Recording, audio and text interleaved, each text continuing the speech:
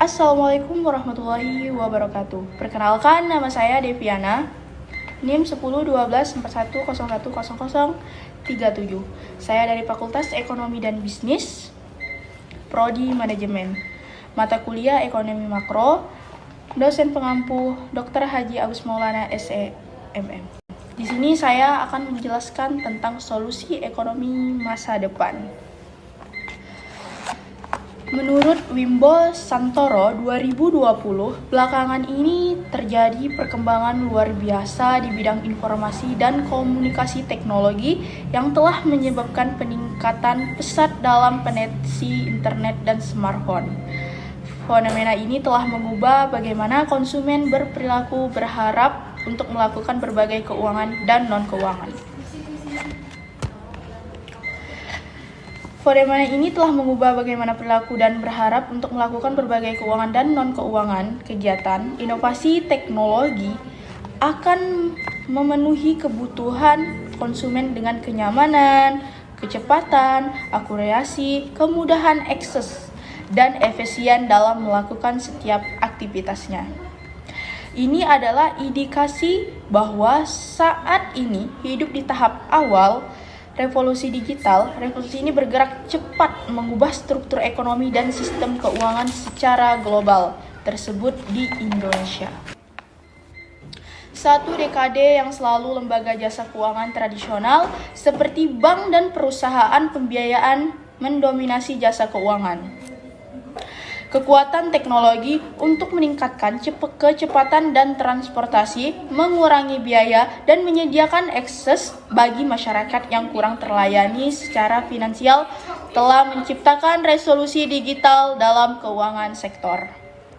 Hal ini menyebabkan perubahan mendasar di sektor jasa keuangan yang mencerminkan dalam keuangan kegiatan seperti pembayaran, pembiayaan, investasi, perencanaan keuangan yang kemudian dikenal sebagai digital inovasi keuangan.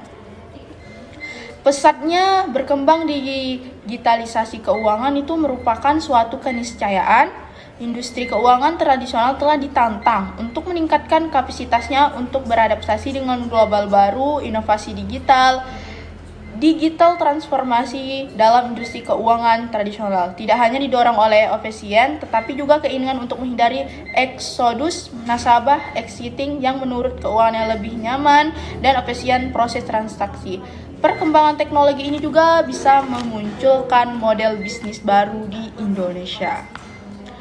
Itu keuangan meningkatnya startup dan perusahaan teknologi yang menyediakan jasa dan keuangan. Bagaimana memanfaatkan teknologi inovatif untuk kepentingan masyarakat? Yaitu pada saat ini dalam konteks tersebut, industri Techfin juga diharapkan dapat berperan signifikan dalam mengatasi masalah sosial dan ekonomi tantangan akibat penyakit COVID-19 dengan memberikan solusi inovatif dan teknologi untuk individu dan bisnis. Oleh karena itu, ekosistem inovasi keuangan digital perlu terus dikembangkan untuk mencapai keseimbangan yang tepat antara memfasilitasi inovasi keuangan digital dan memastikan keuangan kuat kerangka kerja perlindungan dan pengawasan konsumen. Inovasi digital berkembang dalam konsisten yang kuat di mana inovasi akselerator dan talenta terhubung dengan regulasi dan perlindungan pelanggan mengatur inovasi keuangan berbasis teknologi mendapatkan manfaat kolaborasi antara pemangku kepentingan dan mitra industri strategis. Jadi teknologi inovatif itu kepentingan masyarakat karena seperti dahulu karena kita pernah mengalami yang namanya COVID-19 pada tahun 2019. Dengan populasi pelanggan digital yang berkembang pesat dan penetrasi internet yang tinggi, Indonesia sedang aktif ambang menjadi salah satu pasar ekonomi digital terbesar di Asia. Indonesia kini menjadi rumah bagi lebih dari 100 perusahaan fintech. Pertumbuhan investasi yang eksponensial dan jumlah pemain dengan tanda-tanda itu inovator keuangan digital, termasuk perusahaan fintech. Melainkan peran kunci dalam mendorong revolusi digital, para pelaku fintech telah menjadikan jasa keuangan sebagai mesin pertumbuhan ekonomi. Teknologi sudah membuka akses keuangan dan menjadi katalis bagi pesatnya pertumbuhan ekonomi digital melalui penyediaan berbagai layanan keuangan yang inovatif dan saling berhubungan. Cakupan inovasi yang luas termasuk produk perbankan dan pembiayaan seperti pinjaman dan pembayaran digital, insurtech dan intrusi asuransi, dan robo advisor dan crowdfunding di industri pasar modal. Menurut Jeffrey Frieden, adalah seorang profesor pemerintah di Universitas Harvard.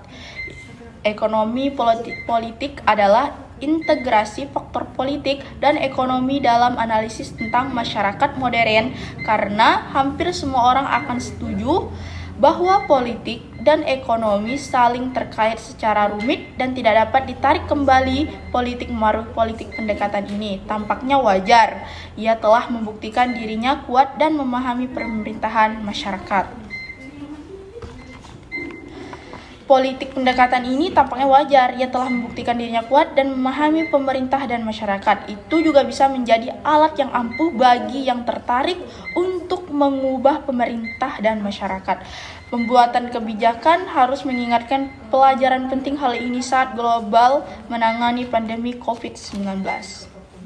Pemerintah bekerja sama dengan Dewan Profesi Otoritas regulasi lainnya untuk mengadopsi regulasi itu terbagi menjadi 3, yaitu regulasi terbagi menjadi 3, yaitu yang pertama memperhatikan transparansi, yang kedua akuntabilitas, yang ketiga proporsionalitas.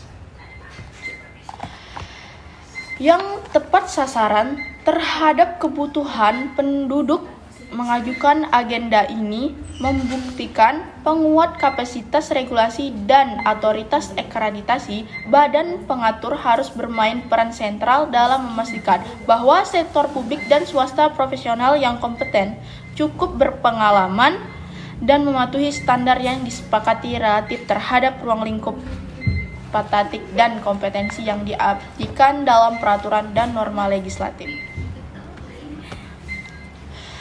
Negara harus mendukung dan memperkuat mereka untuk menyediakan perbaruhan terus-menerus untuk akreditasi dan kredensial. Badan mengatur juga harus terlibat secara aktif dalam proses penetapan kebijakan untuk meningkatkan, membangun, dan menegakkan standar dan peraturan. Dan dalam perkenalkan perizinan nasional berbasis kompetensi dan nilai ulang dan lulusan dari kedua pihak dan institusi swasta. Untuk menghindari potensi konflik kepentingan, pemerintah, dewan profesional, dan asosiasi harus menciptakan mekanisme yang sesuai dengan memisahkan peran mereka sebagai penjamin praktek untuk kepentingan tujuan kesehatan masyarakat dan mewakili kepentingan anggotanya, di mana tidak ada batasan yang jelas antara ini. Fungsinya mengembangkan pedoman normatif, mendukung operasional penelitian untuk mengidentifikasi opsi kebijakan terbasis terbukti, dan memfasilitasi kerjasama teknik saat diminta oleh negara, anggota, dan pemangku kepentingan terkait.